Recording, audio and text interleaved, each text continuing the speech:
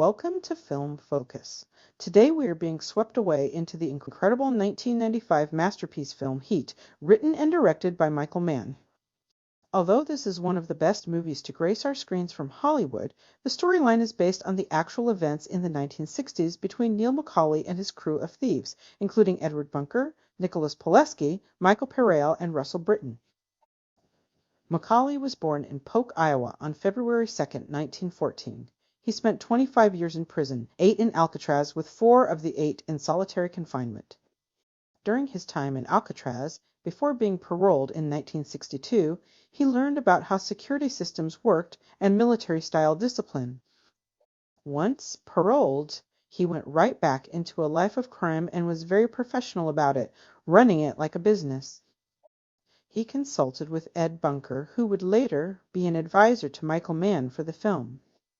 Ed Bunker's character was Nate in Heat, played by Jon Voight. Nicholas Pileski was portrayed as Chris, played by the late, great Val Kilmer.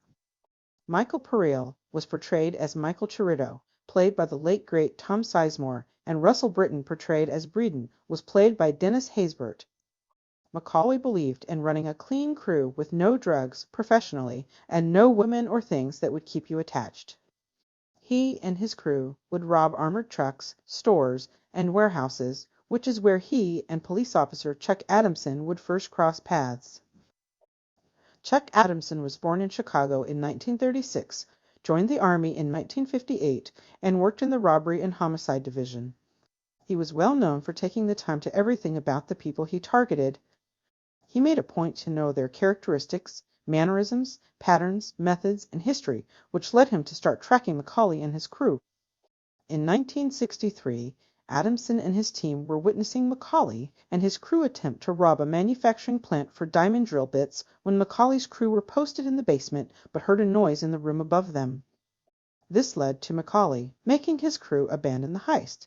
Adamson got an informant inside the McCauley's crew who we see in the movie as Wingrove's character.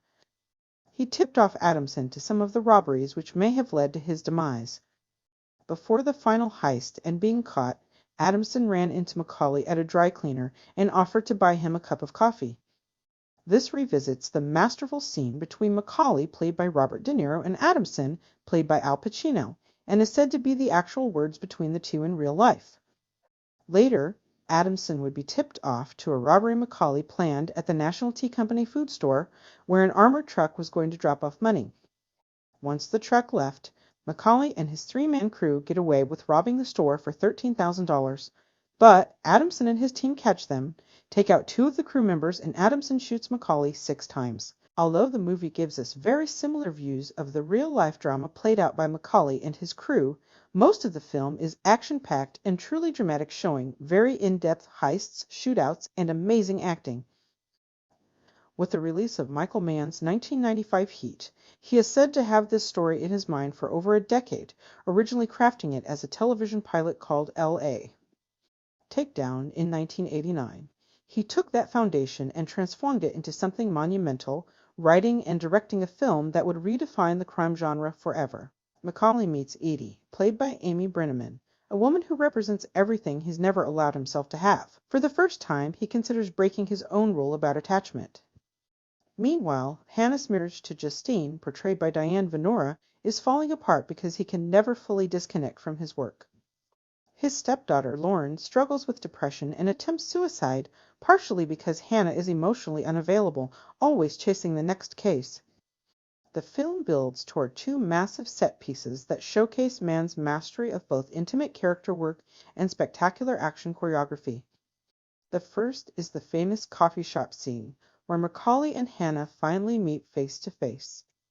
This conversation is the heart of the entire film, 2 professionals acknowledging their mutual respect while fully understanding that their paths will inevitably lead to conflict. They're not friends, but they recognize each other as worthy adversaries. So then if you spot me coming around that corner, you're just gonna walk out on this woman? Not say goodbye? That's the discipline. Then comes the downtown bank robbery, arguably one of the greatest action sequences ever filmed. Mann shot this with live ammunition and no musical score, creating a visceral experience that drops you right into the middle of an urban warfare. The sound design alone is revolutionary. You feel every bullet, every ricochet, every desperate breath. But even during this chaos,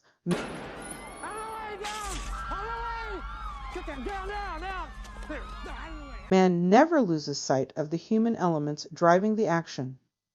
The climax takes place at Los Angeles International Airport, where McCauley's obsession with eliminating Wingrove leads him to abandon his escape plan. This decision costs him everything. In the final confrontation, Hannah tracks McCauley across the airport tarmac, and their inevitable meeting plays out under the harsh glare of runway lights. As McCauley lies dying, something remarkable happens. These two men, who have been locked in this deadly dance, finally connect on a purely human level. Told you, I'm never going back. Hannah takes McCauley's hand as he dies, offering comfort to his worthy opponent. It's a moment of profound humanity that transcends their professional roles. Heat operates on multiple levels simultaneously. On the surface, it's a masterclass in the crime genre, but dig deeper and you'll find a meditation on modern masculinity and the price of obsession. Both McCauley and Hannah have defined themselves so completely by their work that they've lost touch with their humanity. They're both seeking perfection in their respective crafts, but that pursuit isolates them from meaningful human connection. At the box office, Heat earned $187 million worldwide against a production budget of $60 million. While it wasn't the biggest blockbuster of 1995, its financial success proved that audiences were hungry for intelligent, character-driven action films. The ending crystallizes everything Mann has been building toward. McCauley's death isn't just the conclusion of a chase. It's the inevitable result of two men who chose their obsessions over their humanity. Hannah wins the professional battle, but loses the personal war.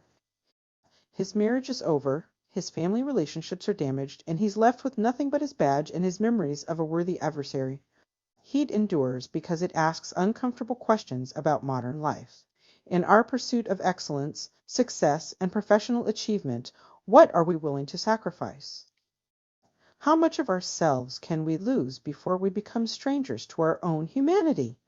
Michael Mann created a film that works as both spectacular entertainment and profound philosophical inquiry. This film acts as a mirror of reflection to our own struggles and desire to find balance in our lives. No matter how successful and into our careers we are, it is vital to give time to our family, loved ones, and ourselves. Hannah's obsession is a telling sign to us to dismiss obsession over things and people. McCauley's obsession with crime was truly unfortunate. His professionalism could have equally been used for entrepreneurialism. With his knowledge and skills in security systems and military styles, he could have excelled that way, but what do we do with the skills we have? Do they help or hurt people? It was tragic to learn about the true story, but the movie remains as one of the top Hollywood hitters in movie history. The great Robert De Niro and Al Pacino owned the screen and gave us a masterclass in acting. We also give condolences to the late great Val Kilmer and Tom Sizemore, and we fully acknowledge their amazing contributions to all of the films they gave us throughout the years, including Heat. Heat is at the top of our list of favorite movies, number 6 to be exact, and we hope you will give it a watch if you have not seen it. It is about 4 hours long, but it will keep you dangling off the edge of your seat from the grand opening of the film to the gripping last words between De Niro's and Pacino's characters. If you've seen it, please share your thoughts on the acting and plot in the comments. If you haven't seen it, please watch and let us know in the comments what you thought about it. Thank you so much for watching, and we'll see you next movie.